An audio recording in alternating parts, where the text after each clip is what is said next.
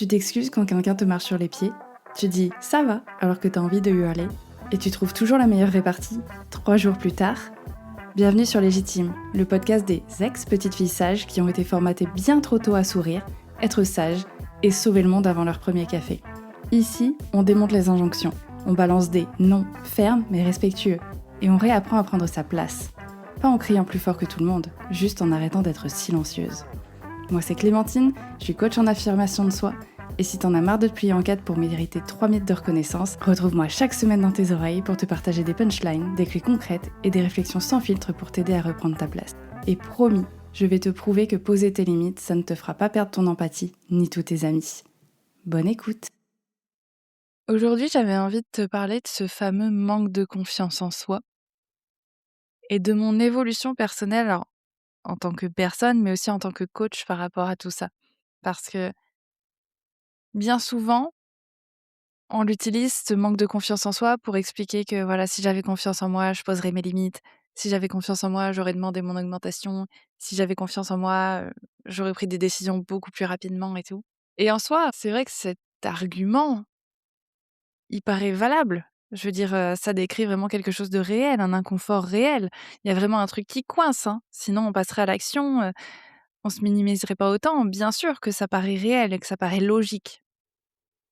Mais ça, je me suis lancée il y a 3 ans et demi, 4 ans maintenant. Ça, c'est quelque chose que j'ai tout de suite, je vais pas dire combattu, c'est pas un truc à combattre, le manque de confiance, ça existe, mais je me suis toujours dit: «C'est pas vraiment ça le problème». Et dès que je me suis lancée en tant que coach, j'ai tout de suite commencé à parler de la différence entre confiance et estime de soi. Et d'ailleurs, c'est le premier épisode de ce podcast, hein. Donc tu vois bien que c'était vraiment quelque chose qui me tenait à cœur. Parce que j'avais déjà remarqué, que ce soit sur moi, sur ma propre expérience ou sur les personnes que je côtoyais et puis au fur et à mesure avec les personnes que j'ai accompagnées, que finalement, la confiance en soi, c'était jamais le problème. Et je dirais même au contraire, c'est bien la ressource sur laquelle on pouvait bien s'appuyer parce que c'était déjà là. Et donc aujourd'hui, j'ai envie vraiment de te reparler de cette différence, manque de confiance, estime de soi, mais surtout de venir rajouter un élément dans l'équation. Un élément que j'avais peut-être pas mis au goût du jour à l'époque. En tout cas, je touchais du doigt, mais il fallait que j'évolue aussi de mon côté dans ma pratique, que je me forme, que j'apprenne, que je me renseigne, et cetera encore plus pour aller plus loin. Et cet élément, c'est la honte. Et ça, pour moi, de l'avoir compris, de l'avoir mis en lumière, ça a changé énormément de choses sur ma compréhension de comment je fonctionnais, de qui j'étais, et aussi des personnes que j'accompagne. Et de pourquoi, à certains moments, on peut rester bloqué sur ce «ouais, mais j'ai pas confiance», alors que ça n'a rien à voir. Et pourquoi j'ai envie de te parler de ça, c'est parce que confondre les 2, ou en tout cas se bloquer sur le fait que «ouais, je manque de confiance», ben, ça t'envoie dans la mauvaise direction si tu as envie de, entre guillemets, «travailler sur toi» ou en tout cas bouger les choses. J'ai envie que tu comprennes ce que ça change concrètement quand on pose le bon mot sur ce qu'on vit. Clairement, ça va pas être un épisode, technique, c'est juste un épisode pour nommer et peut-être pour t'ouvrir les yeux et que tu prennes conscience peut-être de certains fonctionnements et que tu prennes conscience que tu as déjà confiance en toi, en fait, hein. Je pense que ça sera déjà une grosse victoire. Donc comme je te disais au début, dès le début, je faisais la distinction entre confiance et estime de soi. Et je vais te la redonner là si tu pas envie d'aller réécouter mon premier épisode, mais la confiance, c'est une histoire de capacité. Vraiment, je me sens capable de.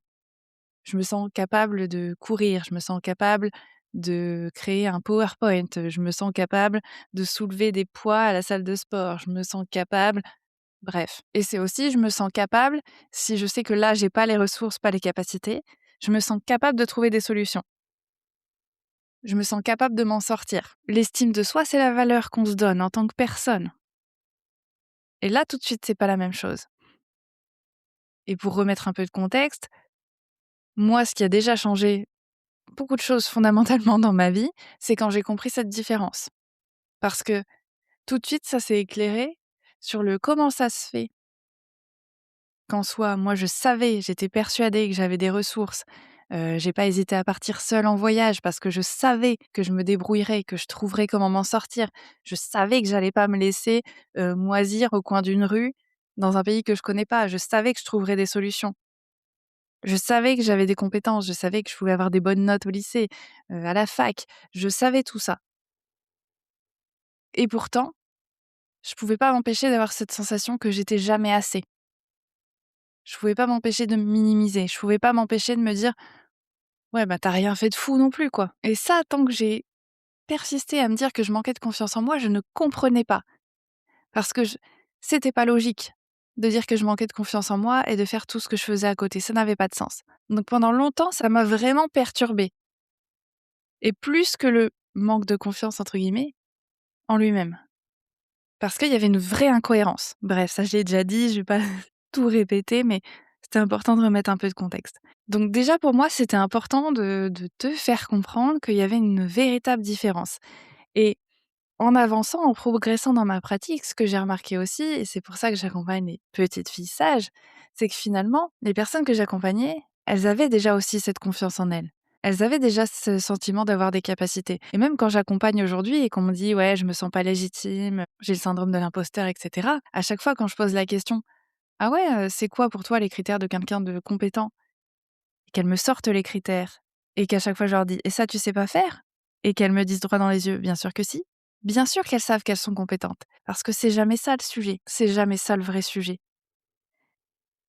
Et donc plus j'ai commencé à accompagner ces femmes-là, dont tu fais partie peut-être, plus je me suis rendu compte que, en fait, elles avaient ce tronc commun où, à un moment donné dans leur enfance, dans leur jeunesse, que ce soit par leurs parents, leur entourage, les grands-parents, les profs ou à un moment donné, quelqu'un leur a fait comprendre qu'elles étaient de trop, que leurs émotions dérangeaient, que leurs questions dérangeaient, que leurs problèmes dérangeaient. Quelqu'un leur a fait comprendre que on serait pas là pour elles. Je précise toujours, hein, que ça a été conscient ou inconscient ou que le parent n'ait pas pu faire autrement. Ces femmes-là ont compris à un moment donné, petite fille, c'est pas sûr qu'il y aura quelqu'un qui va se pointer pour m'aider. Et donc elles ont appris très jeunes, très tôt, à s'occuper d'elles par elles-mêmes. Elles ont appris très jeunes à gérer toutes seules leurs émotions, leurs besoins. Alors que ça soit passé par le fait de réprimer leurs émotions, que ça soit passé par le fait de jamais exprimer leurs besoins, et cetera, c'est une chose, mais au final, elles ont appris à tout gérer toutes seules. Et donc c'est peut-être ce qui fait qu'aujourd'hui, tu es peut-être une de ces femmes qui se sent indépendante, voire hyper indépendante, qui ne veut pas demander de l'aide et surtout à qui c'est même pas dans le système de pouvoir demander de l'aide. Parce qu'en fait, tu as intégré très tôt que non, non, je vais être un fardeau pour les autres, de toute façon, personne ne peut s'occuper de moi, personne pourra m'aider, vaut mieux que je gère moi. Hein, et c'est ce type de comportement derrière qui va venir te frustrer quand personne ne va t'aider parce que d'un côté, tu aimerais bien que les autres viennent t'aider sans que tu aies à demander. Et là, on rentre dans un cercle vicieux, mais je pense que si tu sais de quoi je parle, tu sais de quoi je parle. Et donc tout ça, c'est vraiment venu renforcer le fait que, bien sûr qu'elles ont confiance en elles, ces femmes-là. Et bien sûr que c'est une ressource qu'elles ont déjà en elles. Parce qu'en fait, elles savent que quoi qu'il arrive, elles pourront compter sur elles. Mais paradoxalement, ce que je remarquais aussi, c'est que elles étaient incapables de dire qu'elles étaient fières d'elles, qu'elles avaient effectivement des compétences, des ressources, qu'elles étaient douées dans quelque chose. À partir du moment où il fallait commencer à dire ça, là, il y avait plus personne. Là, d'un coup, ça minimisait, ça se sabotait, ça s'empêchait d'exprimer fièrement ce qu'elle pensait parce qu'à chaque fois, les mêmes phrases qui ressortent constamment, c'est: «Mais j'ai pas envie d'être prétentieuse, j'ai pas envie de me mettre en avant, je suis pas à l'aise avec ça» et c'est là, en fait, où j'ai commencé à me dire: «Mais ça va beaucoup plus loin, ça va beaucoup plus loin que du manque de confiance en soi, ça n'a rien à voir même» et c'est vraiment là que j'ai commencé à creuser encore d'où ça vient, d'où ça vient, d'où ça vient, d'où ça vient. C'est là que j'ai compris effectivement l'héritage familial, ce que je disais tout à l'heure. Et finalement, ce qui est ressorti, c'est qu'il y avait autre chose que ce manque de confiance, qu'il y avait une émotion derrière beaucoup plus insidieuse, beaucoup plus ancrée. Et cette émotion, bah, c'était la honte. C'était la honte. Et il y a un truc avec la honte, c'est que ça ressemble à plein d'autres choses, surtout quand elle est bien cachée comme ça. Ça ressemble à de la modestie. Mais moi, tu sais, je suis comme ça, voilà, j'aime pas trop me mettre en avant. Ça ressemble à de la prudence. Non, mais voilà, je veux juste pas me planter, je veux faire les choses bien. Ça ressemble à de la gentillesse ou à de l'empathie. Non, mais je veux pas déranger, je veux pas faire un drame pour ça, c'est pas la peine. Et oui, souvent elle ressemble à un manque de confiance. Sauf que c'est pas pareil, parce que le manque de confiance, c'est cette question de capacité. Est-ce que je peux faire ça? Est-ce que je suis capable de? La honte, c'est est-ce que j'ai le droit? C'est même pas est-ce que j'ai le droit de faire ça, c'est est-ce que j'ai le droit d'être là? Est-ce que j'ai le droit d'exister?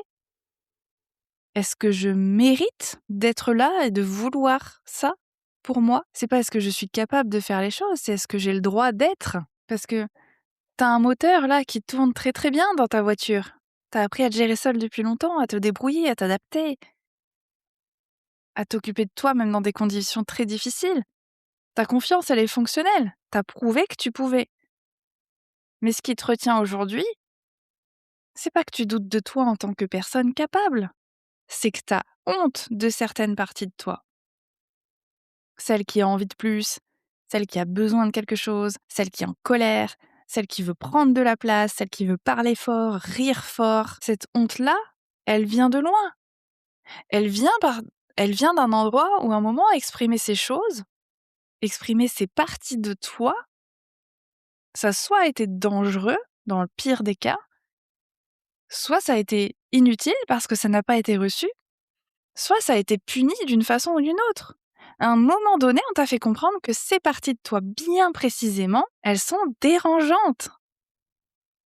Et quand t'es un enfant et que le lien avec ton parent ou ton entourage, c'est méga important et que c'est une question de survie, bien sûr que la honte, elle finit par se développer. Et bien sûr que tu finis par réprimer certaines parties de toi et que tu veux plus jamais les voir. Parce que tu finis par comprendre que c'est une mauvaise chose d'être comme ça, d'être cette personne-là. Et le résultat, c'est qu'aujourd'hui, de l'extérieur, oui, ça ressemble à un manque de confiance en soi, mais ça n'a rien à voir avec ça. Et comprendre cette différence entre est-ce que je suis capable de ou est-ce que j'ai honte de ce que ça révélera de moi, d'une partie de moi, ça change tout et ça change tout dans ce que tu vas faire et de ce que tu vas appliquer, de ce que tu vas changer dans ton quotidien. Si tu veux faire bouger les choses. Parce que si tu penses que c'est un manque de confiance en toi, tu vas chercher à te prouver des trucs.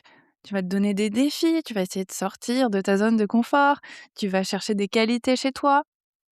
Ouais, tu vas accumuler des expériences positives, mais en fait, ça va servir à rien. En soi, ça, tu le sais que t'es capable.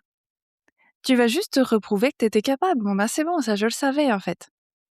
Même si consciemment, tu vas peut-être me dire: «Moi, non, je pense pas». Si, au fond de toi, quand tu es honnête avec toi-même, tu le sais. Et justement, réfléchis, c'est quelle partie de toi qui te dit: «Non, je peux quand même pas oser dire que oui, je sais que je suis douée là-dedans». C'est quelle partie de toi? Donc oui, travailler sur tes ressources et cetera, bien sûr que c'est pas inutile. C'est même très utile de les mettre en lumière, de vraiment les incarner, de vraiment te rendre compte que peut-être ce que tu fais et qui, toi, te paraît normal, ben, en fait, c'est pas le cas de tout le monde. Hein, je le cite souvent comme exemple, mais avec mon amie Lise qui est co-hôte, du podcast de La Loose, elle est très organisée, elle adore ça, elle adore organiser, planifier et cetera. Moi, c'est pas mon kiff, hein. Donc elle a confiance en elle quand elle fait ça. Moi, j'ai confiance en moi, donc je sais que je trouverai des solutions, mais c'est pas là-dedans où je sais que j'ai le plus de ressources, hein. À côté de ça, j'ai plus confiance en moi pour la gestion de mes émotions, pour la compréhension plutôt de mes émotions qu'elle avec les siennes. C'est OK, on a toutes les 2 des ressources, mais c'est important de venir les mettre en lumière. Regarder où est-ce que je suis douée et de l'accepter aussi. Bien sûr que c'est utile tout ça. Mais le problème, c'est que si tu viens pas mettre en lumière cette histoire de honte et ce que ça révèle, quelle partie de toi tu es en train d'essayer de cacher, en fait, le problème de fond, il sera toujours là. Parce que tu ne seras toujours pas occupé de ce qui te bloque réellement aujourd'hui dans ton épanouissement. Et que si c'est de la honte, le travail, il est différent. Ça va être regarder quelle partie de toi t'as appris à trouver inacceptable, honteuse. Et pourquoi? Et comment commencer à faire la paix avec elle. Et ça, c'est un travail qu'on fait en séance, en accompagnement. Pas toujours, pas tout le temps, pas toujours au même moment. Mais ça, c'est quelque chose que j'ai intégré.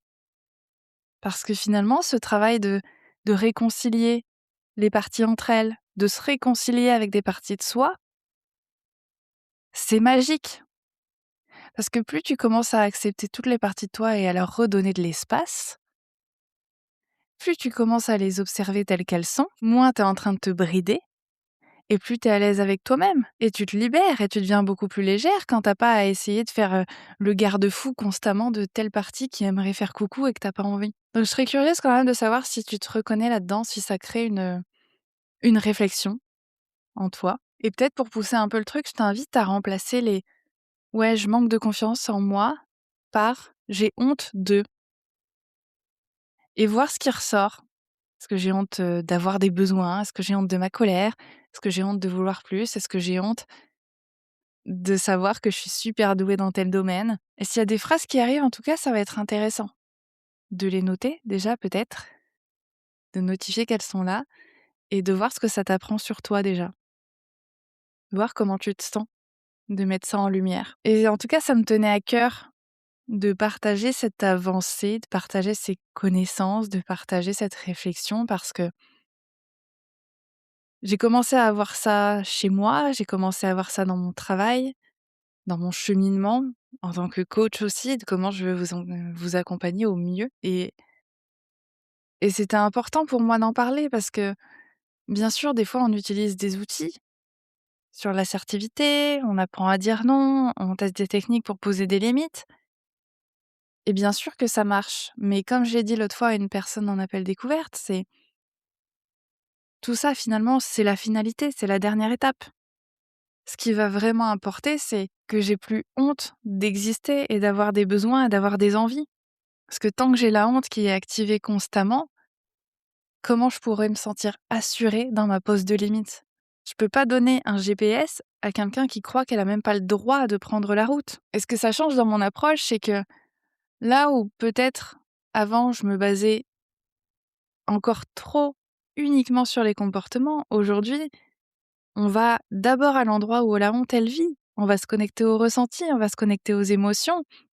On va voir d'où elle vient, on va voir ce qu'elle protège et on va voir comment se sécuriser pour avancer tranquillement et changer les comportements. Et ça change tout, ça change tout. En fait, tu pas appris que tu étais incapable. Tu as appris que certaines parties de toi étaient encombrantes. Et aujourd'hui, que tu aies 30 ans, 5 ans, 25, peu importe, ces parties-là, elles sont peut-être bloquées à un âge beaucoup plus jeune. Et elles attendent toujours dans un coin que tu aies le droit de les sortir. Donc vraiment, je veux pas que cet épisode, ce soit, un épisode avec lequel tu finis avec une liste de choses à faire. Là, le premier truc vraiment, c'est d'observer. D'observer ce que tu appelles manque de confiance, là, depuis des années et de voir si c'est pas plutôt de la honte. C'est une question qui mérite du temps, ça mérite que tu t'assoies 2 secondes avec elle, ça peut être un peu challengeant. L'idée, c'est pas de te faire du mal, l'idée, c'est pas de te diagnostiquer un truc, qui sonne vachement lourd, qui sonne, mélodramatique et cetera. Mais c'est juste pour pointer le bon endroit. Parce que peut-être qu'aujourd'hui, tu regardais pas dans la bonne direction. Peut-être que si, mais peut-être que ça va t'ouvrir d'autres portes. Donc s'il y a quelque chose qui a résonné dans cet épisode, je serais vraiment curieuse d'avoir tes retours là-dessus. Toujours pareil sur Instagram ou par mail ou en appel découverte. Et si tu connais quelqu'un qui a tendance à dire qu'il ou elle manque de confiance en elle, peut-être que tu peux partager l'épisode. Dans tous les cas, je te souhaite une très bonne journée, soirée, après-midi sur Légitime et à bientôt.